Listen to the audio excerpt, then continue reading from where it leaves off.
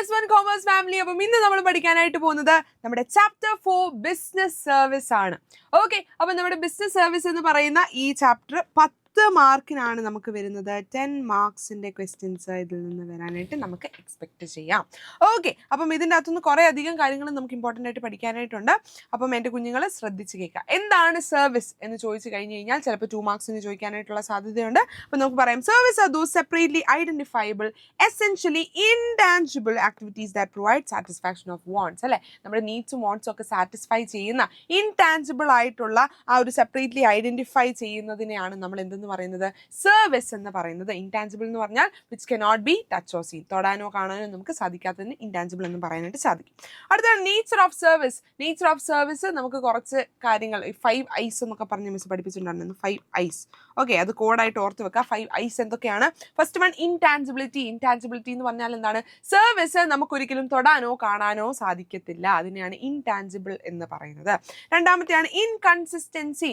എല്ലാവർക്കും അല്ലെങ്കിൽ ഓരോരുത്തർക്കും ഓരോ രീതിയിലാണ് നമ്മുടെ ഓരോ കോൺസെപ്റ്റ്സ് ആയിക്കോട്ടെ, അവരുടെ ഐഡിയോളജീസ് ആയിക്കോട്ടെ, അവരുടെ വാണ്ട്സ് ആയിക്കോട്ടെ, നീഡ്സ് ആയിക്കോട്ടെ. ഇപ്പം എനിക്ക് ഒരു പർട്ടിക്കുലർ ഫുഡ് ഇഷ്ടമാണെങ്കിൽ എൻ്റെ കൂടെയുള്ള അല്ലെങ്കിൽ എൻ്റെ ഒരു ഫ്രണ്ടിന് ആ സെയിം ഫുഡ് ഇഷ്ടപ്പെടണം എന്നില്ല, അല്ലേ? വ്യത്യസ്തകരമായുള്ള രീതിയിലാണ് ഓരോ ആൾക്കാരും ബിൽഡ് ചെയ്തിരിക്കുന്നത്. അതുകൊണ്ട് തന്നെ അവരുടെ നീഡ്സും വാണ്ട്സും ഒക്കെ ഡിഫറെൻ്റ് ആയിരിക്കും. അപ്പം ഇൻകൺസിസ്റ്റൻസി എന്ന് പറയുന്നത് different customers having different demands and expectation, അല്ലേ? അവരുടെ എക്സ്പെക്ടേഷനും ഡിമാൻഡ്സും ഒക്കെ വ്യത്യസ്തകരമായിരിക്കും. Service provider need to have an opportunity to alter their offer, അല്ലേ? അപ്പം അവർക്ക് കിട്ടുന്ന സർവീസ് എന്ത് ചെയ്യാം, ഓൾട്ടർ ചെയ്യാനായിട്ട് സാധിക്കും, അല്ലെ? അപ്പൊ നമ്മൾ അവരുടെ അവിടെ പ്രസൻസ് ഉണ്ടെങ്കിൽ നമുക്ക് കിട്ടുന്ന സർവീസ് നമുക്ക് ഓൾട്ടർ ചെയ്യാനായിട്ട് സാധിക്കും. കാരണം എന്താണ്, നമ്മുടെ ഓരോരുത്തരുടെ നീഡ്സും വാണ്ട്സും ഒക്കെ ഡിഫറെൻ്റ് ആണ്.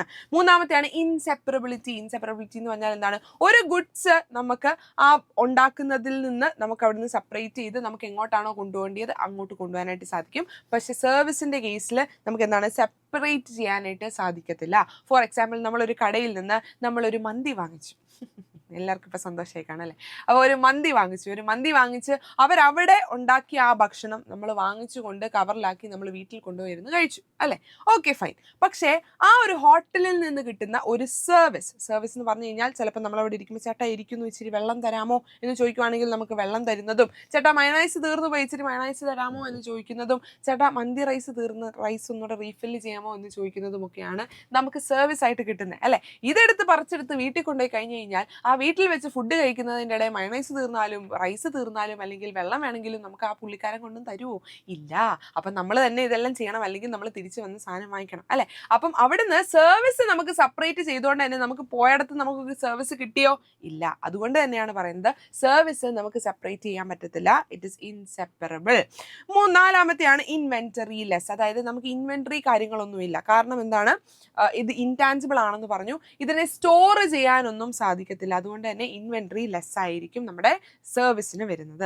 അഞ്ചാമത്തെയാണ് ഇൻവോൾവ്മെന്റ്. ഞാൻ പറഞ്ഞു, നമുക്ക് നമ്മുടെ നീഡ്സും വാണ്ട്സും ഒക്കെ ഓൾട്ടർ ചെയ്യണമെന്നുണ്ടെങ്കിൽ നമ്മൾ ഇൻവോൾവ് ആവണം, അല്ലെ? ഇപ്പൊ നമ്മൾ ക്ലാസ് എടുക്കുന്ന സമയത്ത് ലൈവായിട്ട് നമ്മുടെ മുന്നിലുണ്ടെങ്കിൽ നിങ്ങളുടെ ഇൻവോൾവ്മെന്റ് നമ്മുടെ കൂടെ ഉണ്ടെങ്കിൽ നിങ്ങൾക്ക് എന്തെങ്കിലും മനസ്സിലായില്ലെങ്കിൽ മിസ്സേ മനസ്സിലായില്ല എന്ന് പറഞ്ഞ് ചോദിക്കാം, അല്ലെ?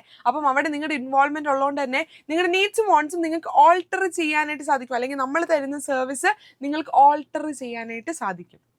ഓക്കെ, ഓൾട്ടർ ചെയ്യുക എന്ന് പറഞ്ഞാൽ നിങ്ങളുടെ ഇഷ്ടപ്രകാരം നമുക്കത് തരാൻ വേണ്ടി റിക്വസ്റ്റ് ചെയ്യാം. ഓക്കെ, അപ്പം അതിനെയാണ് ഇൻവോൾവ്മെന്റ് എന്ന് പറയുന്നത്. Customer has an opportunity to get the service modified according to the specific requirements. Okay, കത്തിയോ? ക്ലിയർ ആയോ? പിന്നെ ഗുഡ്സ് ആൻഡ് സർവീസ് ഉള്ള ഡിഫറൻസ് ബിറ്റ്വീൻ ഒരു 4 പോയിന്റ് എൻ്റെ കുഞ്ഞുങ്ങൾ പഠിച്ചു വെക്കുക. 4 പോയിന്റ് പഠിച്ചു വെക്കുക. 4 മാർക്സിന് നമുക്ക് എക്സ്പെക്ട് ചെയ്യാം. അതിനകത്ത് ഫസ്റ്റ് തന്നെ ഇത് ഇൻടാഞ്ചിബിൾ ആണെന്ന് നമുക്ക് പറയാം. സർവീസ് എന്ന് പറയുന്നത് ഇൻടാഞ്ചിബിൾ ആണ്, ഗുഡ്സ് എന്ന് പറയുന്നത് ടാഞ്ചിബിൾ ആണെന്ന് പറയാം. പിന്നെ ഹെട്രോജീനിയസ് ആണ്. സർവീസ് എന്ന് പറയുന്നത് ഹെട്രോജീനിയസ് ആണ്, പല തരത്തിലായിരിക്കും. ഗുഡ്സ് എന്ന് പറയുന്നത് ഹോമോജീനിയസ്, ഒരേ രീതിയിലായിരിക്കും വരുന്നത്. സർവീസ് എന്ന് പറയുന്ന ഒരു ആക്ടിവിറ്റി അല്ലെങ്കിൽ പ്രോസസ് ആയിരിക്കും. ഗുഡ്സ് എന്ന് പറയുന്നത് ഫിസിക്കൽ ഒബ്ജക്റ്റ് ആണ്, കാണാനും തൊടാനും ഒക്കെ സാധിക്കുന്നതാണ്. പിന്നെ സൈമിൾട്ടേനിയസ് പ്രൊഡക്ഷൻ ആൻഡ് കൺസംഷൻ. സർവീസിന്റെ കേസിൽ നമുക്കത് ആവശ്യമാണ്, അല്ലേ? നമ്മൾ അവിടെ ചെന്നാൽ മാത്രമേ നമുക്ക് ആ ഒരു സർവീസ് കിട്ടത്തുള്ളൂ. പക്ഷെ at the same time goods എന്ന് പറയുന്നത് പ്രൊഡക്റ്റ് നമുക്ക് സെപ്പറേറ്റ് ചെയ്തുകൊണ്ട് കൊണ്ടുപോകാനായിട്ട് പറ്റും. സർവീസിന്റെ കേസിൽ നമുക്ക് സ്റ്റോക്ക് ചെയ്യാനായിട്ട് പറ്റുമോ? ഇല്ല. കൊള്ളാം, നല്ല സർവീസ് എന്ന റെസ്റ്റോറൻറ്റിൽ നിന്ന് കിട്ടിയാൽ കുപ്പിക്കകത്താക്കിക്കൊണ്ടുകൊണ്ട് പോകാമെന്ന് പറഞ്ഞാൽ പറഞ്ഞു കഴിഞ്ഞാൽ നമുക്ക് അങ്ങനെ ചെയ്യാൻ പറ്റുമോ? ഇല്ല. പക്ഷേ ഗുഡ്സ് എന്ന് പറയുന്നത് അവിടുന്ന് വാങ്ങിച്ച് അല്ലെങ്കിൽ എവിടുന്നെങ്കിലും കിട്ടിയ ഒരു സാധനം നമുക്ക് സൂക്ഷിച്ച് വെക്കാനായിട്ട് പറ്റും അല്ലേ? ഗുഡ്സ് നമുക്ക് സൂക്ഷിച്ച് വെക്കാനായിട്ട് പറ്റും. അപ്പം ഇത്രയും പോയിന്റ്സുകൾ എൻ്റെ കുഞ്ഞുങ്ങളൊന്ന് പഠിക്കാം. പിന്നെ വരുന്നതാണ് ടൈപ്സ് ഓഫ് സർവീസുകൾ. 3 തരത്തിലാണ് വരുന്നത്. ബിസിനസ് സർവീസ് ഉണ്ട്, സോഷ്യൽ സർവീസ് ഉണ്ട്, പേഴ്സണൽ സർവീസ് ഉണ്ട്. ബിസിനസ് സർവീസ് എന്ന് പറഞ്ഞു കഴിഞ്ഞാൽ ബിസിനസ്സിനെ സഹായിക്കുന്ന കുറച്ച് കാര്യങ്ങളുണ്ട്. അത് ചിലപ്പോൾ ട്രാൻസ്പോർട്ടേഷൻ ആവാം, ഇൻഷുറൻസ് ആവാം, പിന്നെ നമുക്ക് ലോണുകൾ അല്ലേ, നമുക്ക് ബിസിനസ് ഒക്കെ ചെയ്യാൻ വേണ്ടി ഒരുപാട് പൈസയ്ക്ക് ആവശ്യമുണ്ട്. അപ്പോൾ ഫിനാൻഷ്യൽസ് ഹെൽപ്പ് തരുന്ന ഓരോ ഇൻസ്റ്റിറ്റ്യൂഷൻസ് ആവാം. ഇതിനെയൊക്കെയാണ് നമ്മൾ ബിസിനസ് സർവീസ് എന്ന് പറയുന്നത്. For example banking, insurance, transportation, warehousing and communication service. Okay, പിന്നെ വരുന്നതാണ് സോഷ്യൽ സർവീസ്. സോഷ്യൽ സർവീസ് എന്ന് പറഞ്ഞാൽ ഫോർ ദ സൊസൈറ്റിക്ക് വേണ്ടി നമുക്ക് എന്തെങ്കിലും നല്ല കാര്യങ്ങൾ ചെയ്യണം അല്ലേ? ഇപ്പം പഠിക്കാൻ കഴിവില്ലാത്തവരെ അല്ലെങ്കിൽ പഠിക്കാൻ പൈസ ഇല്ലാത്തവർക്ക് പൈസ കൊടുത്തവരെ പഠിപ്പിക്കുന്നു, വീടില്ലാത്തവർക്ക് വീട് വെച്ച് കൊടുക്കുന്നു അല്ലെ, അങ്ങനെ അല്ലെങ്കിൽ ഹെൽത്ത് കെയർ സെന്റേഴ്സ് ഒക്കെ കൂടുതൽ പണിയുന്നു. അപ്പം ഇതിനെയൊക്കെയാണ് സോഷ്യൽ സർവീസ് എന്ന് പറയുന്നത്. സൊസൈറ്റിയുടെ ഡെവലപ്മെന്റ്സിനെയും സൊസൈറ്റിയുടെ ഇംപ്രൂവ്മെന്റ്സിന് വേണ്ടി ചെയ്യുന്ന കാര്യങ്ങളാണ്. പേഴ്സണൽ സർവീസ് എന്ന് പറഞ്ഞു കഴിഞ്ഞാൽ എന്താണെന്ന് അറിയാമോ? ഈ സർവീസുകൾ ഒരിക്കലും ഒരുപോലെ ആയിരിക്കില്ല. They are experience differently by different customers. ഓരോ കസ്റ്റമേഴ്സും ഡിഫറെന്റ്ലി ആയിരിക്കും അത് എക്സ്പീരിയൻസ് ചെയ്യുന്നത്. These services cannot be consistent in nature. ഒരേപോലെ ആയിരിക്കില്ല, കൺസിസ്റ്റന്റ് ആയിരിക്കില്ല, അത് വ്യത്യസ്തകരമായിരിക്കും. They will differ depending upon the service provider. ആരാണോ സർവീസ് പ്രൊവൈഡ് ചെയ്യുന്നത് അവർക്കനുസരിച്ച് മാറിക്കൊണ്ടിരിക്കും. നമ്മൾ ചില കടയിലൊക്കെ ചെല്ലുന്ന സമയത്ത് ഇത്രയും നമ്മൾ കഴിച്ചുകൊണ്ടിരുന്ന ആ ഒരു ഫുഡിന്റെ ടേസ്റ്റ് ഒരു രീതിയിലായിരിക്കും. പക്ഷെ പെട്ടെന്ന് ആ ഫുഡ് ഉണ്ടാക്കുന്ന ആ ഒരു ഷെഫ് മാറി വേറൊരു ഷെഫ് വരുമ്പോൾ നമ്മൾ പറയും രുചി വ്യത്യാസം വന്നിട്ടുണ്ട്, ഇത് വേറെ രീതിയിലാണ് എന്ന് നമ്മൾ പറയും അല്ലേ? അപ്പം അതാണ് പറയുന്നത്, ഓരോ ആൾക്കാർ മാറുമ്പം അല്ലെങ്കിൽ ദേ will differ depends upon the service provider. Service തരുന്ന ആൾക്കാരുടെ അതിനനുസരിച്ചായിരിക്കും ഇതിന്റെ ചേഞ്ചസ് വരുന്നത്. ഓക്കെ, അപ്പോൾ ചിലപ്പോൾ എനിക്ക് നല്ലൊരു എക്സ്പീരിയൻസ് കിട്ടിയ സ്ഥലത്ത് എൻ്റെ വേറൊരു ഫ്രണ്ട് പോകുമ്പോഴത്തേക്ക് നല്ല എക്സ്പീരിയൻസ് കിട്ടണം എന്നില്ല അല്ലേ? കാരണം എന്താണ്, അവർക്ക് കിട്ടുന്ന സർവീസ് ഒരേ സ്ഥലത്തുനിന്നും അല്ലെങ്കിൽ അവർക്ക് എന്താണ് വ്യത്യസ്തകരമായുള്ള എക്സ്പീരിയൻസ് ആയിരിക്കും അവിടെ ഫേസ് ചെയ്യുന്നത്. They will also depends upon the customers preference and demands. ഇവിടെ അവരെന്താണ് കസ്റ്റമേഴ്സിന്റെ പ്രിഫറൻസും ഡിമാൻഡ്സും ഡിപ്പെൻഡ് ചെയ്യുന്നുണ്ട്. ഫോർ എക്സാമ്പിൾ ടൂറിസം ആയിക്കോട്ടെ, റീക്രിയേഷണൽ സർവീസസ് ആയിക്കോട്ടെ, റെസ്റ്റോറൻറ്റ്സ് ആയിക്കോട്ടെ, ഇതൊക്കെയാണ് പേഴ്സണൽ സർവീസിൽ വരുന്നത്. അടുത്തതാണ് ബാങ്കിങ്. ബാങ്കിങ് എന്ന് പറയുന്നത് വളരെ ഇമ്പോർട്ടൻ്റ് ആയിട്ടുള്ള ഒരു ഭാഗമാണ്. ബാങ്ക് എന്ന് പറഞ്ഞാൽ നമുക്കറിയാം, നമ്മുടെ കയ്യിലുള്ള എക്സ്ട്രാ ഡെപ്പോസിറ്റ്സ് നമ്മൾ എന്താണ് ബാങ്കിൽ കൊണ്ടുപോയി ഡെപ്പോസിറ്റ് ചെയ്യുന്നു. എക്സ്ട്രാ ഇൻകം അല്ലെങ്കിൽ എക്സ്ട്രാ മണി എന്ന് പറയുന്ന സാധനം ബാങ്കിൽ കൊണ്ടുപോയി ഡെപ്പോസിറ്റ് ചെയ്യുന്നു. ബാങ്ക് അത് സൂക്ഷിച്ച് വെക്കുന്നു. പിന്നെ അവർ സൂക്ഷിച്ച് ഒരു പെട്ടിക്കകത്താക്കി വെക്കുമല്ല, അവരെന്താണ് പൈസയ്ക്ക് ആവശ്യമുള്ള അല്ലെങ്കിൽ ലോണിനൊക്കെ അപ്ലൈ ചെയ്യുന്ന ആൾക്കാർക്ക് നമ്മൾ കൊടുക്കുന്ന ആ പൈസ എടുത്ത് അവർ കൊടുക്കും. ഓക്കെ, കൊടുത്തു കഴിയുമ്പോഴത്തേക്ക് അവരിൽ നിന്ന് ആ ലോൺ വാങ്ങിച്ചവരിൽ നിന്ന് കിട്ടുന്ന ഇൻട്രസ്റ്റിന്റെ ഒരു ചെറിയ ശതമാനം നമുക്കും തരും. നമ്മളും ഹാപ്പി, അവരും ഹാപ്പി. ഓക്കെ, ഇതാണ് ബാങ്കിങ്ങിന്റെ ഒരു ഫംഗ്ഷൻ. ഓക്കെ, അപ്പോൾ ബാങ്ക് എന്ന് പറയുന്നത് it accepts money on deposit, repayable on demand and also earns a margin of profit by lending money. Okay, അപ്പോൾ നമുക്ക് ഡിഫറെന്റ് ടൈപ്സ് ഓഫ് ബാങ്ക് ഉണ്ട്. Important, very very important. Okay, നിങ്ങൾ എന്താണെങ്കിലും ഈ video കാണുന്നത് വളരെ ചെറിയൊരു സമയം കൊണ്ട് നിങ്ങൾക്ക് ഒരു ചാപ്റ്റർ പഠിക്കാം എന്നുള്ളൊരു കോൺസെപ്റ്റിലായിരിക്കും. അപ്പം അതുകൊണ്ടാണ് ഇമ്പോർട്ടൻ്റ് ആയിട്ടുള്ള കാര്യങ്ങൾ ഫോക്കസ് ചെയ്ത് പറയുന്നത്. ടെക്സ്റ്റ് ബുക്കിൽ മുന്നിലുണ്ടെങ്കിൽ അടയാളപ്പെടുത്തി വെക്കുക. First one, central bank. Central bank എന്ന് പറഞ്ഞാൽ എന്താണ്? സെൻട്രൽ ബാങ്കിന് മറ്റൊരു പേരുണ്ട്, RBI അഥവാ റിസർവ് ബാങ്ക് ഓഫ് ഇന്ത്യ. നമ്മളെല്ലാവരും അറിഞ്ഞിരിക്കണം ഈ ഒരു പേര്, റിസർവ് ബാങ്ക് ഓഫ് ഇന്ത്യ. ഇതിൻ്റെ അകത്ത് റിസർവ് ബാങ്ക് ഓഫ് ഇന്ത്യ അല്ലെങ്കിൽ സെൻട്രൽ ബാങ്ക് ചെയ്യുന്നത് എന്തൊക്കെയാണെന്ന് അറിയാമോ? Supervision and regulation. ഓക്കെ, പിന്നെ ഇതിൻ്റെ അകത്ത് overseas and manage the activity of all commercial banks in the country അല്ലെ. കൊമേഴ്ഷ്യൽ ബാങ്ക്സിനെ എല്ലാം കൺട്രോൾ ചെയ്യുന്നതും അല്ലെങ്കിൽ ഓവർസീ ചെയ്യുന്നതും സൂപ്പർവൈസ് ചെയ്യുന്നതും റെഗുലേറ്റ് ചെയ്യുന്നതും ഒക്കെ ആരാണ്?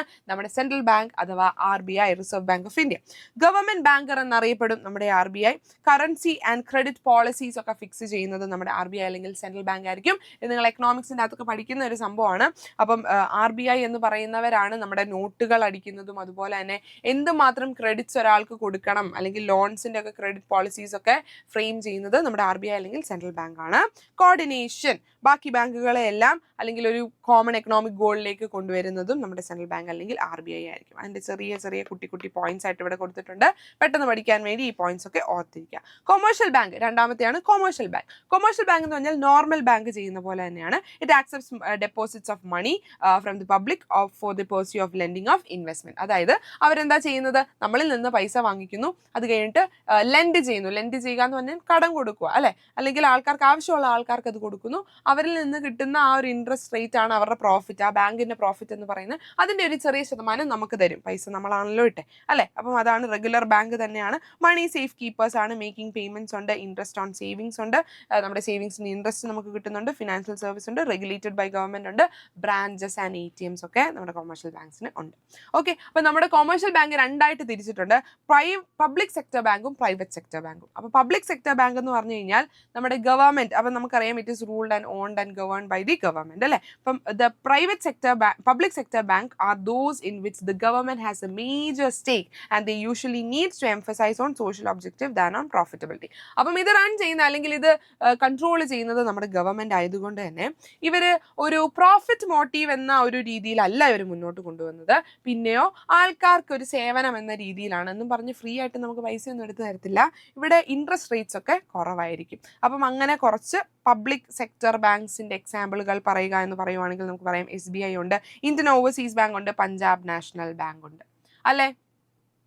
യെസ്, അപ്പം ഇത്രയും കാര്യങ്ങൾ എൻ്റെ കുഞ്ഞുങ്ങൾ പഠിച്ചു വെക്കുക. പിന്നെ പ്രൈവറ്റ് സെക്ടർ ബാങ്ക് ഏതൊക്കെയാണ്? Private sector banks are own, manage and control by the private promoters. Private promoters ആണ് എന്ത് ചെയ്യുന്നത്? ഈ പ്രൈവറ്റ് സെക്ടർ ബാങ്ക്സ് എല്ലാം ഓൺ ചെയ്യുന്നതും മാനേജ് ചെയ്യുന്നതും കൺട്രോൾ ചെയ്യുന്നതും എല്ലാം പ്രൈവറ്റ് പാർട്ടീസ് തന്നെ ആയിരിക്കും. അതിൻ്റെ കുറച്ച് എക്സാമ്പിൾസ് ഉണ്ട്. HDFC ബാങ്ക്, നമ്മൾ വെളിയിലൊക്കെ പോകുന്ന സമയത്ത് നിങ്ങൾ ഇങ്ങനെ കാണുമായിരിക്കും HDFC ബാങ്കും SBI അങ്ങനത്തെ സാധനങ്ങളൊക്കെ. അപ്പം നിങ്ങൾ ഐഡന്റിഫൈ ചെയ്യണം, ഇത് പബ്ലിക് സെക്ടർ ബാങ്ക് ആണോ പ്രൈവറ്റ് സെക്ടർ ബാങ്ക് ആണോ. ICICI ബാങ്ക് ഒക്കെ എന്ന് പറയുന്നത് നമ്മുടെ പ്രൈവറ്റ് സെക്ടർ ബാങ്കിൽ വരുന്നതാണ് കേട്ടോ, പ്രൈവറ്റ് സെക്ടർ ബാങ്കിൽ വരുന്നതാണ്. കൊട്ടക് മഹീന്ദ്ര ഉണ്ട്, J&K ബാങ്ക് ഉണ്ട്. ഓക്കെ, അപ്പം ഇത് ഒരു 3 അല്ലെങ്കിൽ 2 എങ്കിലും ഓർത്ത് വെക്കുക.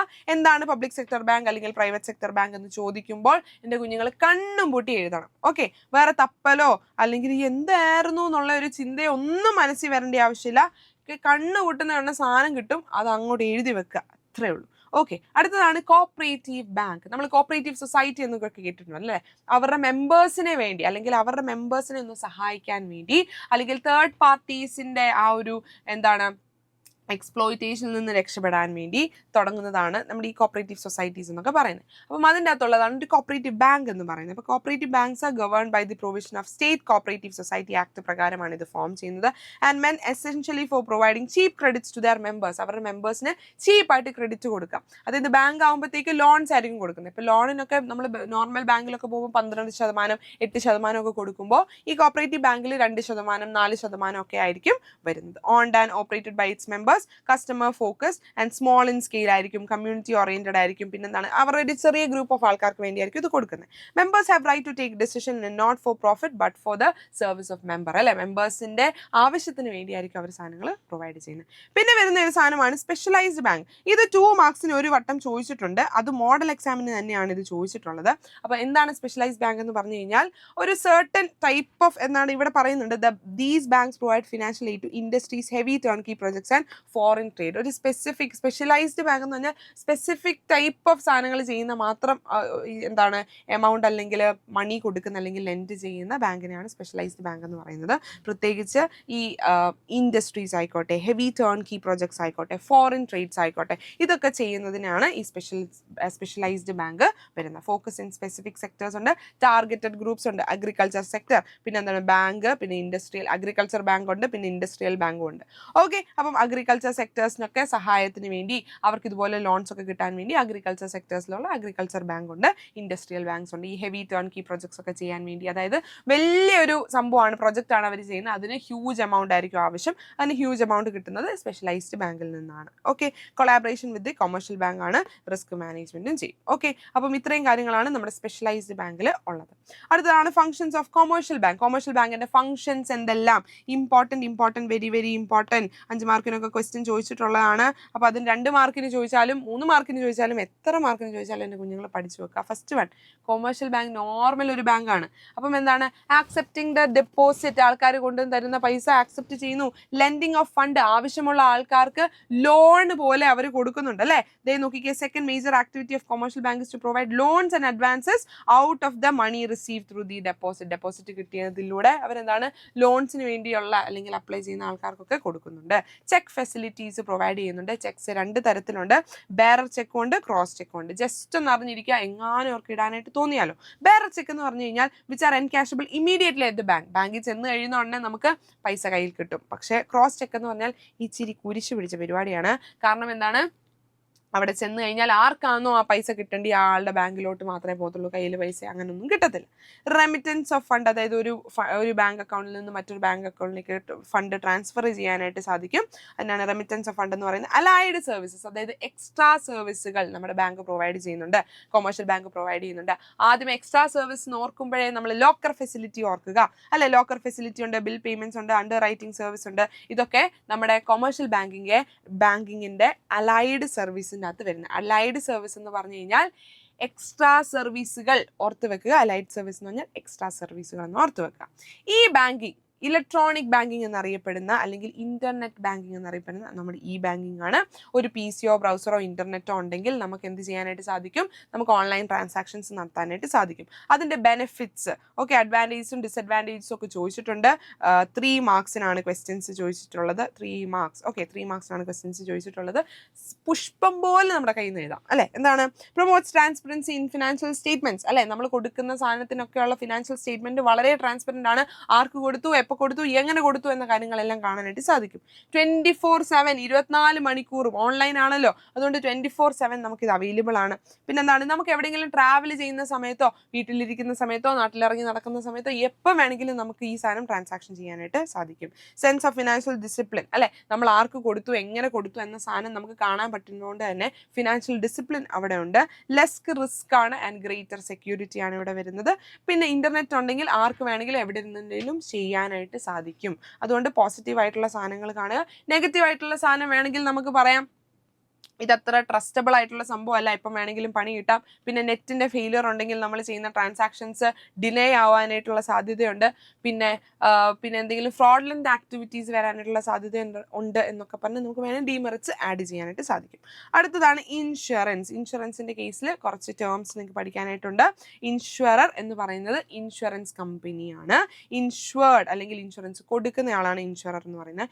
ഇൻഷുർ, ED എന്ന് ഓർക്കുമ്പോൾ എടുക്കുന്നയാള്, അതായത് person who gets the insurance. നമ്മൾ പോയി ഇൻഷുറൻസ് എടുക്കത്തില്ലേ, അപ്പൊ നമ്മൾ ഇൻഷുർഡും നമുക്ക് തന്ന ആ കമ്പനീനെ ഇൻഷുറർ എന്നും നമുക്ക് പറയാനായിട്ട് സാധിക്കും. പോളിസി എന്ന് പറയുന്നത് ടേംസ് ആൻഡ് കണ്ടീഷൻ ഉള്ള ഒരു ഡോക്യുമെന്റ് ആണ്. പ്രീമിയം എന്ന് പറയുന്നത് ആ ഒരു എമൗണ്ട് പേ ചെയ്യുന്നു, അല്ലെ? നമ്മൾ എത്ര രൂപയാണോ നമുക്ക് നശിച്ചു പോകാൻ അല്ലെങ്കിൽ എന്താണ് പോളിസീസ് വേണ്ടത്, പോളിസി ഇൻ ദ സെൻസ് നമുക്ക് ഇൻഷുറൻസ് വേണ്ടത്, ഇൻഷുറൻസ് പോളിസി വേണ്ടത്, അതിനുള്ള ആ ഒരു എമൗണ്ട് നമ്മൾ അവർക്ക് പേ ചെയ്യുന്നതിനെയാണ് പ്രീമിയം എന്ന് പറയുന്നത്. ഓക്കെ, പൈസ കൊടുത്ത് നമ്മൾ ഒരു സർവീസ് ഉപയോഗിക്കുന്നു, അതിന് നമ്മൾ പ്രീമിയം കൊടുക്കണം. സ്പോട്ടിഫൈ നമ്മൾ ആഡ് ഇല്ലാതെ കേൾക്കണമെങ്കിൽ പ്രീമിയം കൊടുക്കണം, അല്ലെ? അത് അവർ തരുന്ന ഒരു സർവീസ് നമ്മൾ യൂസ് ചെയ്യണമെങ്കിൽ പൈസ കൊടുക്കണം. അതുപോലെ തന്നെ ഉള്ളൂ ഇൻഷുറൻസ് എടുക്കുമ്പോൾ. ഓക്കെ, ഇൻഷുറൻസ് എന്ന് പറഞ്ഞാൽ എന്താണ്? It is thus a device by which loss is likely to be caused by an uncertain event is spread over a number of person who are exposed to it. അതായത് uncertain ആയിട്ടുള്ള അല്ലെങ്കിൽ unexpected ആയിട്ടുള്ള ഒരു event നമ്മൾ നടക്കുമ്പോൾ അതിൽ നിന്ന് ആ റിസ്കിൽ നിന്ന് രക്ഷപ്പെടാൻ വേണ്ടിയാണ് ഇൻഷുറൻസ് യൂസ് ചെയ്യുന്നത്. ഫങ്ഷൻസ് ഓഫ് ഇൻഷുറൻസ് വരുന്നത് പ്രൊവൈഡ് സർട്ടനിറ്റി. ഉറപ്പായിട്ടും നമുക്ക് ആ ഇൻഷുറൻസ് എടുത്തിട്ടുണ്ടെങ്കിൽ നഷ്ടപ്പെട്ട എല്ലാം നമുക്ക് തിരിച്ചു കിട്ടുന്നതായിരിക്കും. ആ ലോസ് ഉറപ്പായിട്ടും നമുക്ക് തിരിച്ചു കിട്ടുന്നതായിരിക്കും.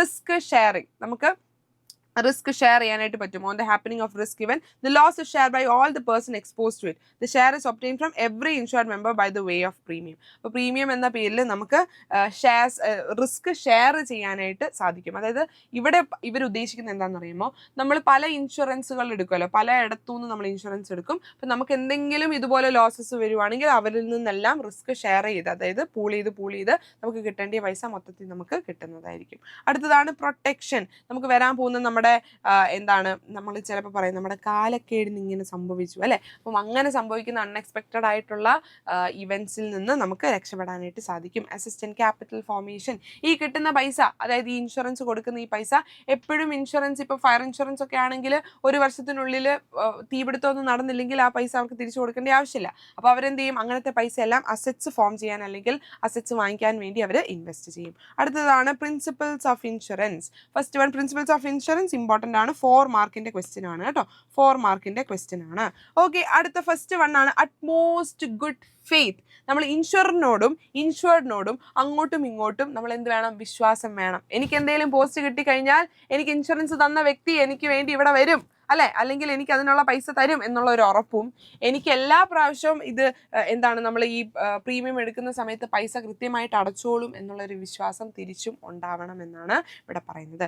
ഇൻഡെമിനിറ്റി എന്ന് പറഞ്ഞാൽ എന്താണ്? All insurance contracts of fire or marine insurance are contracts of indemnity. The compensator may be a loss of suffer are to be measured in terms of money. The principle of indemnity is not applicable to life insurance. അപ്പം indemnity എന്ന് പറഞ്ഞു കഴിഞ്ഞാൽ എന്താണെന്ന് അറിയാമോ? Indemnity എന്ന് പറഞ്ഞാൽ ഒന്നുമില്ല, simple ആയിട്ട് നമ്മൾ പറഞ്ഞുതരാം. അതായത് എല്ലാത്തിനും ഒരു വാല്യൂ കാണുമെന്ന് പറയും അല്ലേ. ഇപ്പം നമ്മളൊരു ബിസിനസ് സ്റ്റാർട്ട് ചെയ്യുന്ന സമയത്ത് എൻ്റെ ഒരു വെയർ ഹൗസിൽ ഇരിക്കുന്ന 2 ലക്ഷം രൂപയുടെ പ്രൊഡക്ട്സ് ഉണ്ട് എന്ന് പറയാം അല്ലേ. അപ്പം അത് ഡിസ്ട്രോ ആയി കഴിഞ്ഞ് കഴിഞ്ഞാൽ എനിക്ക് പറയാൻ പറ്റും 2 ലക്ഷം രൂപയുടെ സാധനമാണ് എനിക്ക് നഷ്ടമായത് അല്ലേ. അറ്റ് ദ സെയിം ടൈം ഇവിടെ അവസാനം പറഞ്ഞായിരുന്നു ലൈഫ് ഇൻഷുറൻസിൻ്റെ കേസിൽ ഇൻഡെമിനിറ്റി പറ്റില്ല. കാരണം എന്താണ്? നമുക്കൊരാൾക്ക് വില പറയാനായിട്ട് പറ്റുമോ? ഇന്നയാൾക്ക് 50,000 രൂപ, ഇന്നയാൾക്ക് 1 രൂപയേ ഉള്ളൂ, ഇന്നയാൾക്ക് 10,000 രൂപ അല്ലെങ്കിൽ 1 ലക്ഷം രൂപ, 1 കോടി രൂപ എന്ന് നമുക്ക് പറയാൻ പറ്റുമോ? ഇല്ല. അതുകൊണ്ട് തന്നെ നമ്മുടെ ഇൻഡെമിനിറ്റി എന്ന് പറയുന്നത് നമ്മുടെ ലൈഫ് ഇൻഷുറൻസിൽ വരത്തില്ല. മറൈൻ ഇൻഷുറൻസിലും ഫയർ ഇൻഷുറൻസിലും മാത്രമേ ഇൻഡെമിനിറ്റി വരത്തുള്ളൂ. പിന്നെ വരുന്നതാണ് പ്രോക്സിമേറ്റ് കോസ്റ്റ്. പ്രോക്സിമേറ്റ് കോസ്റ്റ് എന്ന് പറഞ്ഞാൽ ഒന്നുമില്ല, when the loss is result of 2 or more cost, 2 അതിൽ കൂടുതലോ കോസ്റ്റസ് വരുമ്പോഴത്തേക്ക് ഏറ്റവും എന്താണ് ഡയറക്റ്റ് അല്ലെങ്കിൽ മോസ്റ്റ് ഡോമിനന്റ് ആയിട്ട് വന്നിരിക്കുന്ന കോസസ് ആയിരിക്കും എന്ത് വരുന്നത്? Most effective cost of which is loss the natural consequence. അങ്ങനെയാണ് പ്രോക്സിമേറ്റ് കോസ്റ്റ് കാൽക്കുലേറ്റ് ചെയ്യുന്നത്. Okay, the most dominant and most effective cost, അത് എന്തുകൊണ്ടാണ് ഏറ്റവും കൂടുതൽ വന്നത് എന്ന് നോക്കുന്നു. Effective cost of which the loss is natural consequence. Okay, അതിനെയാണ് പ്രോക്സിമേറ്റ് കോസ്റ്റ് എന്ന് പറയുന്നത്. സബ്രോഗേഷൻ എന്ന് പറഞ്ഞാൽ എന്താണെന്ന് അറിയാമോ? It refers to the right of insurer to stand in the place of insured. Insurer എന്ന് പറഞ്ഞു കഴിഞ്ഞാൽ എന്താണ്? ഇൻഷുറൻസ് കൊടുക്കുന്നയാള് ഇൻഷുറൻസ് എടുക്കുന്നയാളുടെ സ്ഥാനത്ത് നിൽക്കും. എപ്പം വലിയൊരു ലോസ് വരുമ്പോഴത്തേക്ക് കോമ്പൻസേഷനോ കാര്യങ്ങളൊക്കെ വാങ്ങിക്കേണ്ടി വരുന്ന സമയത്ത് അവർ ഇൻഷുറൻസ് എടുത്ത ആളുടെ ഒരു സ്ഥാനത്ത് ഇൻഷുറൻസ് കൊടുത്തയാൾ വന്ന് നിന്നിട്ട് അവർക്ക് വേണ്ടിയുള്ള സാധനം മേടിച്ചെടുക്കും. അതിനെയാണ് സബ്രോഗേഷൻ എന്ന് പറയുന്നത്. അതാണ് നോക്കിക്കേ, it refers to the right of the insurer to stand in the place of insured, ED എടുക്കുന്നയാള്, after settlement of claim as far as the right of insured in respect of recovery of an alternative sources involve. അതായത് അദ്ദേഹത്തിന് കിട്ടുന്ന ആ ഒരു alternative source എന്ന് പറഞ്ഞു കഴിഞ്ഞാൽ ഇപ്പോൾ കേസോ കാര്യങ്ങളൊക്കെ ഉണ്ടെങ്കിൽ ആ ഇൻഷുറൻസ് എടുത്ത ആളുടെ പേരിൽ ഇൻഷുറൻസ് കൊടുത്ത ആൾ നിൽക്കുന്നു. അതിനാണ് സബ്രോഗേഷൻ എന്ന് പറയുന്നത്. Types of life insurance policy, വെട്ടിയിട്ടതല്ല കൈകൊണ്ടതാണ് കേട്ടോ. Types of life insurance policy. First one, whole life policy.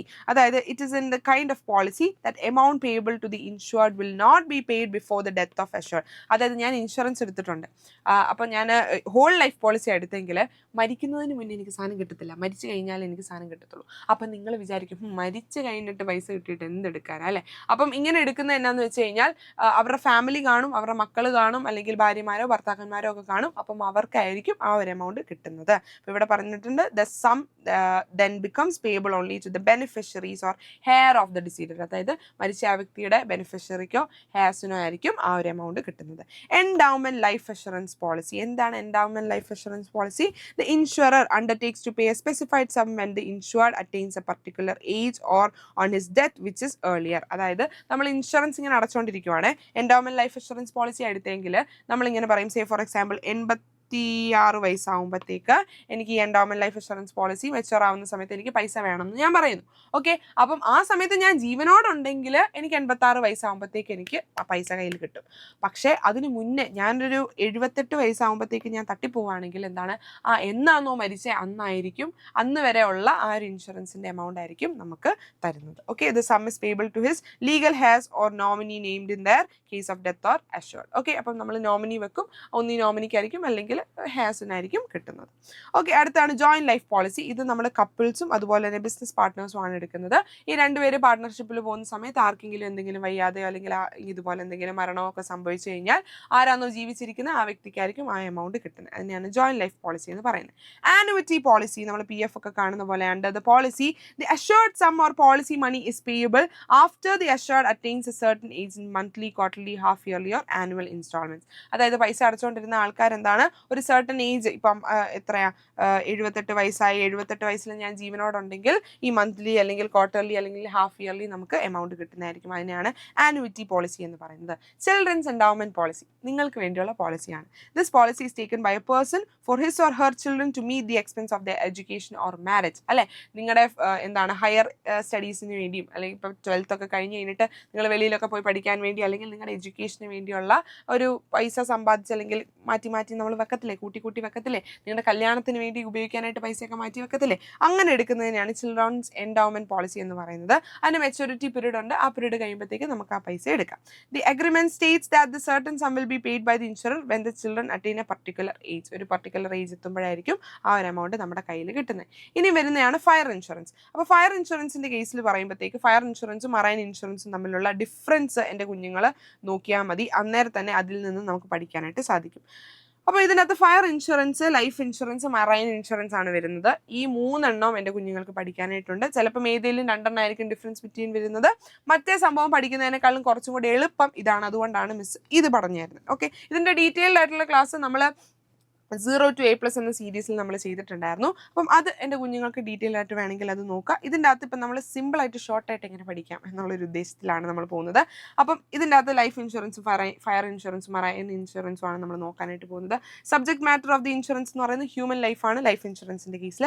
Fire ഇൻഷുറൻസിൻ്റെ കേസിൽ എന്താണ് സബ്ജക്ട് മാറ്റർ എന്ന് പറയുന്നത് ഫിസിക്കൽ പ്രോപ്പർട്ടി അല്ലെങ്കിൽ അസറ്റ്സ് ആയിരിക്കും വരുന്നത്. മറൈൻ ഇൻഷുറൻസിൽ ഷിപ്പ്, കാർഗോ അങ്ങനത്തെ സാധനങ്ങളാണ് വരുന്നത്.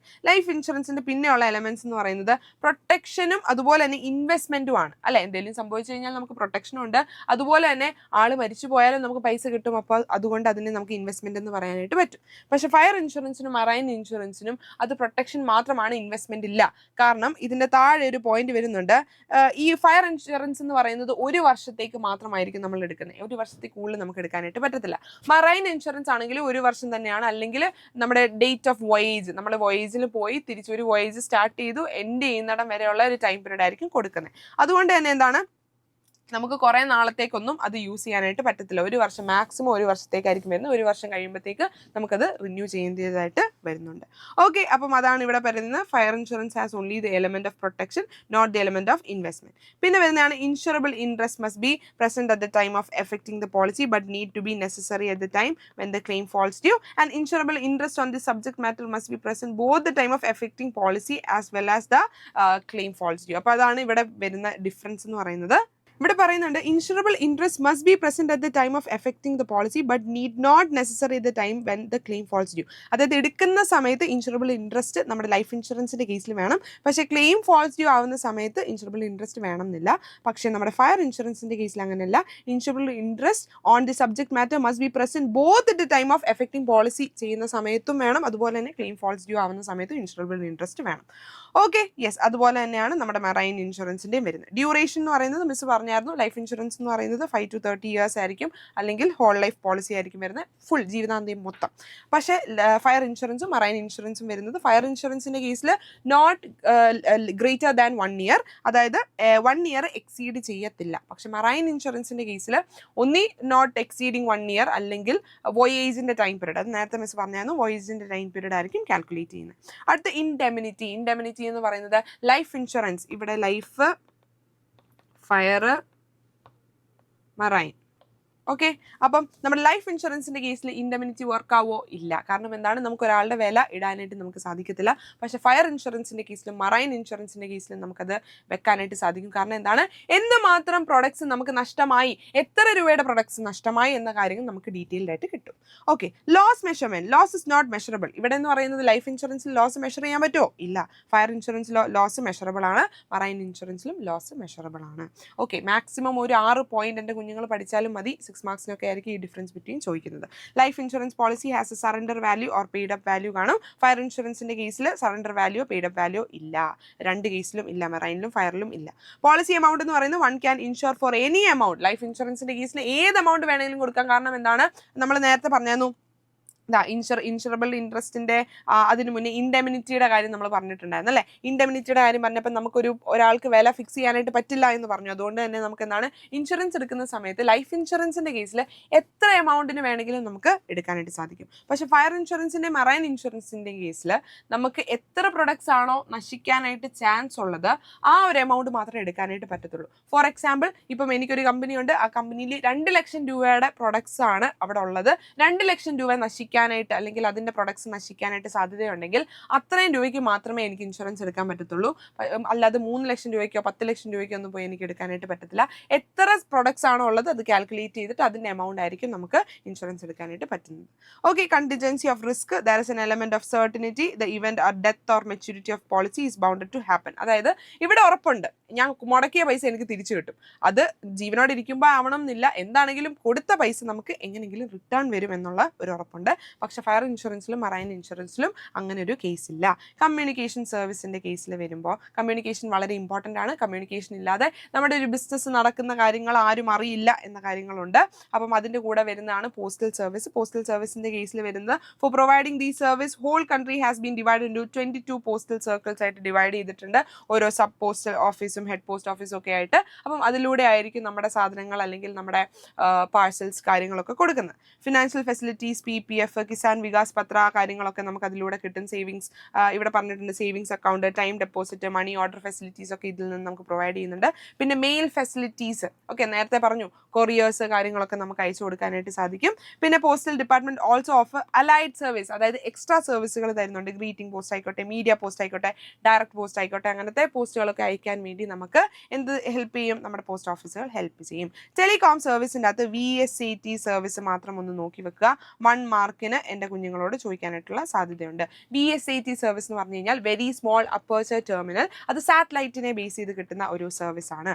അടുത്തതാണ് ട്രാൻസ്പോർട്ടേഷൻ. എന്താണ് ട്രാൻസ്പോർട്ടേഷൻ? ട്രാൻസ്പോർട്ടേഷൻ എന്ന് പറഞ്ഞു കഴിഞ്ഞാൽ നമുക്കൊരു സാധനം ഒരു സ്ഥലത്ത് നിന്ന് മറ്റൊരു സ്ഥലത്തിലേക്ക് കൊണ്ടുപോകാനായിട്ട് സാധിക്കുന്നതിനെയാണ് ട്രാൻസ്പോർട്ടേഷൻ എന്ന് പറയുന്നത്, അല്ലെ? അത് വളരെ ക്രൂഷ്യൽ ആയിട്ടുള്ള ഒരു കാര്യമാണ്. ഒരു ബിസിനസ്സിനെ മുന്നോട്ട് പോകാനായിട്ട് പുഷ് ചെയ്യുന്ന ഒരു സംഭവമാണ്. ഈ സംഭവം ഉണ്ടാക്കി ആ ഒരു പ്രൊഡക്ഷൻ സെന്ററിൽ മാത്രം ഇരുന്നാൽ മതിയോ? ഇല്ല, അത് വെയർഹൗസിൽ വരണം, വെയർഹൗസിൽ നിന്ന് ആൾക്കാരിലേക്ക് എത്തണം. അതിനുവേണ്ടി നമുക്ക് എന്ത് വേണം? ട്രാൻസ്പോർട്ടേഷൻ ആവശ്യമുണ്ട്. അപ്പോൾ ട്രാൻസ്പോർട്ടേഷൻ്റെ കൂടെ വെയർഹൗസ് പറഞ്ഞപ്പോൾ വെയർഹൗസിനെ പറ്റി സംസാരിച്ചില്ലെങ്കിൽ മോശമല്ലേ? വെയർഹൗസ് എന്ന് പറഞ്ഞു കഴിഞ്ഞാൽ എന്താണ്? നമ്മൾ പ്രൊഡ്യൂസ് ചെയ്യുന്ന ഈ പ്രൊഡക്ട്സ് ആ പ്രൊഡക്ഷൻ സെന്ററിൽ കൊണ്ടുപോയി വെച്ച് കഴിഞ്ഞാൽ ആ സാധനം എപ്പോൾ നശിച്ചു പോയെന്ന് ചോദിച്ചാൽ മതി, അല്ലേ? അറ്റ് ദ സെയിം ടൈം അവിടെ നിന്ന് എടുത്ത് നല്ല വൃത്തിക്ക് അടുക്കി പെറുക്കി നമ്മൾ എങ്ങോട്ട് കൊണ്ടുപോകുന്നു? വെയർഹൗസിലോട്ട് കൊണ്ടുപോകുന്നു. അവിടെ ചെന്ന് അടുത്ത അടുക്കി പെറുക്കൽ പരിപാടികളെല്ലാം കഴിഞ്ഞ് അത് ബോക്സിലൊക്കെ ആക്കി കറക്റ്റ് ക്ലൈമറ്റ് അല്ലെങ്കിൽ ടെമ്പറേച്ചറിൽ വെക്കാൻ പറ്റുന്ന പോലത്തെ സെറ്റ് ചെയ്ത് അവിടെ നല്ല അടുക്കി നല്ല വൃത്തിക്ക് വെക്കുന്നതിനെയാണ് വെയർ ഹൗസിംഗ് എന്ന് പറയുന്നത്. അത് വളരെ ഇമ്പോർട്ടൻ്റ് ആണ്. അപ്പം നമുക്ക് different types of warehousing ഉണ്ട്. നിങ്ങൾ പറയും ഇത് ഡിലീറ്റഡ് പോർഷൻ ആണെന്ന്. ഡിലീറ്റഡ് പോർഷൻ അല്ലാത്ത കുഞ്ഞുങ്ങൾ CBSE-കാർ ചിലപ്പോൾ കാണുമായിരിക്കും. അപ്പം അങ്ങനെയാണെങ്കിൽ അവർക്ക് വേണ്ടിയാണ് മിസ്സി പറയുന്നത്. ഓക്കെ, അപ്പോൾ പ്രൈവറ്റ് വെയർ ഹൗസ് ഉണ്ട്, പബ്ലിക് വെയർ ഹൗസ് ഉണ്ട്, ബോണ്ടഡ് വെയർ ഹൗസ് ഉണ്ട്, ഗവൺമെൻറ് വെയർ ഹൗസ് ഉണ്ട്, കോപ്പറേറ്റീവ് വെയർ ഹൗസ് ഉണ്ട്. ഇതിൻ്റെ അകത്ത് ബോണ്ടഡ് വെയർ ഹൗസ് വളരെ ഇമ്പോർട്ടൻ്റ് ആണ്, എപ്പോഴും ചോദിക്കുന്നുണ്ട്. സ്റ്റേറ്റ് സിലബസിലെ കുഞ്ഞുങ്ങളുടെ പണ്ടത്തെ പ്രീവിയസ് ഇയർ ക്വസ്റ്റ്യൻ പേപ്പറിലും വന്നിട്ടുള്ളതാണ്, അതുകൊണ്ട് പഠിച്ചിട്ടേ പോകാവുള്ളൂ. പ്രൈവറ്റ് വെയർ ഹൗസ് എന്ന് പറയുന്നത് പ്രൈവറ്റ് പാർട്ടീസ് ആയിരിക്കും റൺ ചെയ്യുന്നത്. അവരുടെ ആ ഒരു ചെറിയ ഗ്രൂപ്പ് ഓഫ് മെമ്പേഴ്സിന് വേണ്ടി സംഭവങ്ങൾ വെക്കാൻ വേണ്ടിയാണ് പ്രൈവറ്റ് വെയർ ഹൗസ്, അല്ലെങ്കിൽ സ്വന്തമായിട്ട് ഓൺ ചെയ്യുന്ന കമ്പനീസിൻ്റെ ഒക്കെ വെയർ ഹൗസസ് ആണ് പ്രൈവറ്റ് വെയർ ഹൗസ് എന്ന് പറയുന്നത്. പബ്ലിക് വെയർ ഹൗസ് എന്ന് പറഞ്ഞു കഴിഞ്ഞാൽ ഇവരിങ്ങനെ, അതായത് ഗവൺമെൻറ് ആയിട്ട് തന്നെ പബ്ലിക്കിന് വേണ്ടി അവരുടെ സാധനങ്ങളൊക്കെ ഇങ്ങനെ സേഫ് ഗാർഡ് ചെയ്യാൻ വേണ്ടി ഒരു വെയർ ഹൗസ് കീപ്പ് ചെയ്തിട്ടുണ്ട്.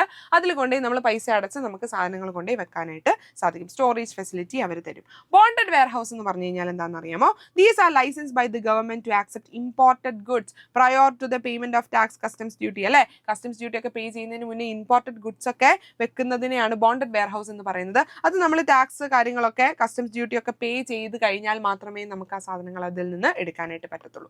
ഗവൺമെന്റ് വെയർ ഹൗസ് പേര് പോലെ തന്നെയാണ്. ഇറ്റ് ഈസ് ഓൺഡ് അല്ലെങ്കിൽ റൂൾഡ് അല്ലെങ്കിൽ managed by the government itself. അപ്പോൾ ഗവൺമെന്റിന്റെ അണ്ടറിൽ വരുന്ന വെയർ ഹൗസസ് ആണ്. അപ്പം ഗവൺമെന്റിന്റെ സ്ഥാപനങ്ങൾക്കൊക്കെ സാധനങ്ങൾ അവിടെ കൊണ്ടുപോയി വെക്കാൻ വേണ്ടിയാണ് ഗവൺമെന്റ് വെയർ ഹൗസസ് ഉള്ളത്. കോപ്പറേറ്റീവ് വെയർ ഹൗസസ് വരുന്നുണ്ട്. കോപ്പറേറ്റീവ് വെയർ ഹൗസസ് എന്ന് പറഞ്ഞാൽ എന്താണെന്ന് അറിയാമോ? നമ്മൾ കോപ്പറേറ്റീവ് ബാങ്ക് പഠിച്ചു, കോപ്പറേറ്റീവ് സൊസൈറ്റി പഠിച്ചു, അല്ലേ? അപ്പോൾ കോപ്പറേറ്റീവ് വെയർ ഹൗസ് നമ്മൾ പഠിക്കണം. അപ്പോൾ കോപ്പറേറ്റീവ് വെയർ ഹൗസസ് എന്ന് പറഞ്ഞു കഴിഞ്ഞാൽ അവരുടെ ഒരു സ്മോൾ ഗ്രൂപ്പ്സ് ആൾക്കാർ, ഇപ്പോൾ ചിലപ്പോൾ അഗ്രികൾച്ചർ ചെയ്യുന്നവരായിരിക്കും, അല്ലെങ്കിൽ എന്തെങ്കിലും സ്മോൾ ബിസിനസ് ചെയ്യുന്നവരായിരിക്കും. അവരുടെ സാധനങ്ങളൊക്കെ സേഫ് ഗാർഡ് ചെയ്ത് സൂക്ഷിച്ച് വെക്കാൻ വേണ്ടി അവരുടെ മെമ്പേഴ്സിനെ തന്നെ ഫീസിബിൾ ആയിട്ട് ചെയ്യാൻ പറ്റുന്ന ഒരു വെയർ ഹൗസ് അവർ നിർമ്മിക്കുന്നു. അതിൽ അവരുടെ മെമ്പേഴ്സിന്റെ സാധനങ്ങൾ കൊണ്ടുവെക്കുന്നു. അതിനെയാണ് കോപ്പറേറ്റീവ് വെയർ ഹൗസ് എന്ന് പറയുന്നത്. അടുത്തതാണ് functions of warehousing. Warehousing എന്തൊക്കെ ചെയ്യും? ഇപ്പം നിങ്ങൾ വിചാരിക്കും ചുമ്മാ പ്രൊഡക്ഷൻ സെന്ററിൽ നിന്ന് സാധനം എടുത്ത് വെയർ ഹൗസിൽ ചുമ്മാ കൊണ്ടുപോയി വെക്കുവാന്ന്. പക്ഷെ അങ്ങനല്ല, ആ കുറച്ച് ഫങ്ഷൻസ് കാര്യങ്ങളുണ്ട്. First one, consolidation. കൺസോളിഡേഷൻ എന്ന് പറഞ്ഞാൽ എന്താണ്? പല പ്ലാന്റുകളിൽ നിന്ന് സാധനങ്ങൾ, അതായത് ചെടികളിൽ നിന്നല്ല, പല പ്രൊഡക്ഷൻ സെന്ററിൽ നിന്ന് സാധനങ്ങൾ വാങ്ങിച്ച് നമ്മൾ കൺസോളിഡേഷൻ വെയർ ഹൗസിലേക്ക് നമ്മൾ കൊണ്ടുവരുന്നു. ആ വെയർ ഹൗസിൽ നിന്ന് നമ്മൾ ഒരു സാധനം, ഒരു പ്രൊഡക്റ്റ് ആക്കി അത് ഒരു ബോക്സിൻ്റെ അകത്താക്കി അത് കൊടുത്തു വിടുന്നു. ആമസോണിലൊക്കെ നമ്മൾ പല പ്രൊഡക്ട്സ് പലയിടത്തു നിന്ന് വാങ്ങിച്ചിട്ട് നമുക്ക് കിട്ടുമ്പോൾ എല്ലാം ഒന്നിച്ചല്ല കിട്ടുന്നത്. അപ്പം അതിനെയാണ് കൺസോളിഡേഷൻ എന്ന് പറയുന്നത്. രണ്ടാമത്തെയാണ് ബ്രേക്ക് ദ ബൾക്ക്. അതായത് ഭയങ്കര ബൾക്കായിട്ടായിരിക്കും സാധനം വാങ്ങിക്കുന്നത്, അത് ചെറുതായിട്ട്, അതായത് വെയർ ഹൗസിൽ കൊണ്ടുവന്ന് വെച്ച് ചെറിയ ചെറിയ ചെറിയ ക്വാണ്ടിറ്റീസിൽ നമുക്ക് തരുന്നു, അല്ലേ? ഇപ്പം നിങ്ങൾ ഇപ്പം ആമസോണിൽ നിന്നൊക്കെ വാങ്ങിക്കുന്ന ക്യാൻഡിലുകളായിക്കോട്ടെ, അല്ലെങ്കിൽ അങ്ങനത്തെ ചെറിയ ചെറിയ ഐറ്റംസ് ഒക്കെ ഇല്ലേ, അതൊക്കെ 1-2 ആയിട്ടല്ല അവർ പ്ലാന്റുകളിൽ നിന്ന് വാങ്ങിക്കുന്നത്. അവരെങ്ങനെയാണ് ബൾക്ക് ഓർഡേഴ്സ് ആയിരിക്കും കൊടുക്കുന്നത്. ഇപ്പോൾ ഫോർ എക്സാമ്പിൾ കുപ്പികളായിക്കോട്ടെ, അല്ലെങ്കിൽ എന്താണ് ഇങ്ങനെ എന്തെങ്കിലും ചെറിയ പാത്രം അങ്ങനത്തെ സാധനങ്ങളൊക്കെ ഇല്ലേ, അതൊക്കെ ബൾക്കായിട്ടായിരിക്കും സാധനങ്ങൾ വാങ്ങിക്കുന്നത്. എന്നിട്ട് എന്ത് ചെയ്യും, അവർ ബ്രേക്ക് ദ ബൾക്ക് പ്രോസസ് നമ്മുടെ വെയർ ഹൗസിൽ നിന്ന് ചെയ്യും. എന്നിട്ട് ചെറിയ ചെറിയ ചെറിയ എന്താണ് സാധനങ്ങളാക്കി മാറ്റി മാറ്റി ഓരോ കസ്റ്റമേഴ്സിനും കൊടുക്കും. അതിനാണ് ബ്രേക്ക് ദ ബൾക്ക് എന്ന് പറയുന്നത്. സ്റ്റോക്ക് പൈലിംഗ് ഇമ്പോർട്ടൻ്റ് ആണ്. കേട്ടിട്ട് പോലും ഇല്ല, നമുക്കൊന്ന് ഗെസ് ചെയ്യാനായിട്ട് പറ്റത്തില്ല. സ്റ്റോക്ക് പൈലിംഗ് എന്ന് പറഞ്ഞാൽ സീസണൽ ഗുഡ്സ് ഒക്കെ സ്റ്റോർ ചെയ്യാനായിട്ടുള്ളതാണ്. ഓക്കെ, അപ്പം പെട്ടെന്ന് നശിച്ചു പോകുന്ന പോലത്തെ ഗുഡ്സ് അല്ല. ഫോർ എക്സാമ്പിൾ ഇങ്ങനത്തെ ഈ ജാക്കറ്റ്സ് ആയിക്കോട്ടെ, സ്വെറ്റേഴ്സ് ആയിക്കോട്ടെ, അതൊക്കെ നമ്മൾ ചൂടത്ത് വെയിലത്തിട്ടോണ്ട് നടക്കോ? ഇല്ല, നമ്മൾ ആകെ തണുപ്പുള്ള സമയത്ത് യൂസ് ചെയ്യത്തുള്ളൂ. അപ്പം ആ ഒരു സീസൺ ആകുമ്പോൾ, മഴക്കാലം അല്ലെങ്കിൽ തണുപ്പ് കാലം വരുന്ന സമയത്ത് നമുക്ക് എന്താണ് സേഫായിട്ടിരിക്കാൻ വേണ്ടിയുള്ള തുണികളൊക്കെ നമ്മൾ അന്നേരം വാങ്ങിക്കും. കുറച്ച് കഴിയുമ്പോൾ ചൂടാകുമ്പോഴത്തേക്ക് ഇതെടുത്ത് അലമാരി തിരിച്ച് കയറ്റി വെക്കും അല്ലേ. അപ്പം അതിന് ഡിമാൻഡ് കാണോ? ഇല്ല. എന്നും പറഞ്ഞ് നമുക്ക് സാധനം കുറവ് നിർമ്മിക്കാനും പറ്റുമോ? ഇല്ല. കാരണം എന്താണ്, ഡിമാൻഡ് കൂടി കഴിഞ്ഞ് കഴിഞ്ഞാൽ പിന്നെ ആൾക്കാർക്ക് കിട്ടാതായി പോകും. അതുകൊണ്ട് എന്ത് ചെയ്യും, അവർ കുറേ സാധനം പ്രൊഡ്യൂസ് ചെയ്യും. എന്നിട്ട് അവസാനം ബാക്കി വരുന്ന സാധനം അവരെന്ത് ചെയ്യും, ഈ സ്റ്റോക്ക് പൈലിംഗ് പോലെ ഇതുപോലത്തെ വെയർ ഹൗസിൽ കൊണ്ടുപോയി അവർ വെക്കും. എന്നിട്ട് അടുത്ത ആ സീസൺ ആകുമ്പോഴത്തേക്ക് അവരെടുക്കും. The made availability to the business depending on customers demand അനുസരിച്ചായിരിക്കും അവർ സാധനങ്ങൾ കൊടുക്കുന്നത്. വാല്യൂ ആഡഡ് സർവീസ് എന്താണ്? certain value added service are also provided. അതായത് ട്രാൻസിറ്റ് മിക്സിംഗ് ഉണ്ട്, പാക്കേജിംഗ് ഉണ്ട്, ലേബിളിംഗ് ഉണ്ട്. നമ്മൾ ഈ കാണുന്ന ആമസോണിന്റെ ഈ ബ്രൗൺ ബോക്സും അതിന്റെ ലേബിളും സാധനങ്ങളൊക്കെ വരുന്നത് എങ്ങനെയാ? നമ്മുടെ ഈ വെയർ ഹൗസിലൂടെയാണ്. അങ്ങനെ ഇപ്പോൾ വെയർ ഹൗസ് കൊടുക്കുന്ന കുറച്ച് അലൈഡ് സർവീസ് ആണ് വാല്യൂ ആഡഡ് സർവീസ് എന്ന് പറയുന്നത്. പിന്നെയാണ് പ്രൈസ് സ്റ്റെബിലൈസേഷൻ. അതായത് ഇപ്പം വെയർ ഹൗസിൽ കൊണ്ടുപോയി വെച്ച് കഴിയുമ്പോഴത്തേക്ക് അതിന്റെ ഒരു ഗുണം എന്നാന്ന് വെച്ച് കഴിഞ്ഞാൽ അതിന്റെ ഡിമാൻഡ് അനുസരിച്ച് സാധനങ്ങൾ കൊടുക്കാം അല്ലെ. ഡിമാൻഡ് അനുസരിച്ച് സാധനം കിട്ടിയില്ലെങ്കിൽ അതിന്റെ പ്രൈസ് കൂടും. അപ്പം അങ്ങനെ കൂടാതിരിക്കാൻ വേണ്ടി എന്താണ്, സ്റ്റെബിലൈസ് ചെയ്യാൻ വേണ്ടി നമ്മുടെ വെയർ ഹൗസ് സഹായിക്കുന്നുണ്ട്. പിന്നെ ചെയ്യുന്നതാണ് ഫിനാൻസിങ്. ഫിനാൻസിങ് എങ്ങനെയാണ് വെയർ ഹൗസിന് എങ്ങനെയാണ് ഫിനാൻസിങ് ചെയ്യാനായിട്ട് പറ്റുന്നത്? വെയർ ഹൗസിങ്ങിന് വേണമെങ്കിൽ ഇപ്പൊ കൊണ്ടുവന്ന് തന്നെ ഒരു പ്രൊഡക്റ്റ് കൊണ്ടുവന്ന് തന്നു, ആ വെയർ ഹൗസിൽ കൊണ്ടുപോയി വെച്ചു. അപ്പം വെയർ ഹൗസിൽ കൊണ്ടുപോയി വെച്ച് കഴിഞ്ഞ് കഴിഞ്ഞാൽ ആ പ്രൊഡക്റ്റ് വിൽക്കുന്നതിന് മുന്നേ ആ പൈസ അവർക്ക് വേണമെങ്കിൽ കൊടുക്കാനായിട്ട് സാധിക്കും അല്ലെ. അതാണ് പറയുന്നത് warehouse owners advance money to the owners on security of goods and further to supply goods on credit terms to the customers. അപ്പോൾ കസ്റ്റമേഴ്സിന് അതുപോലെ ക്രെഡിറ്റ് ടേംസിൽ സാധനങ്ങൾ കൊടുക്കാനായിട്ട് സാധിക്കും. അങ്ങനെയാണ് ഫിനാൻസിങ് വർക്ക് ആവുന്നത്. ഓക്കെ, അപ്പം ഇത്രയും എൻ്റെ മക്കൾക്ക് ക്ലിയർ ആയെന്ന് വിശ്വസിക്കുന്നു. അങ്ങനെയാണെങ്കിൽ അടുത്ത വീഡിയോയിൽ കാണാം. ബൈ.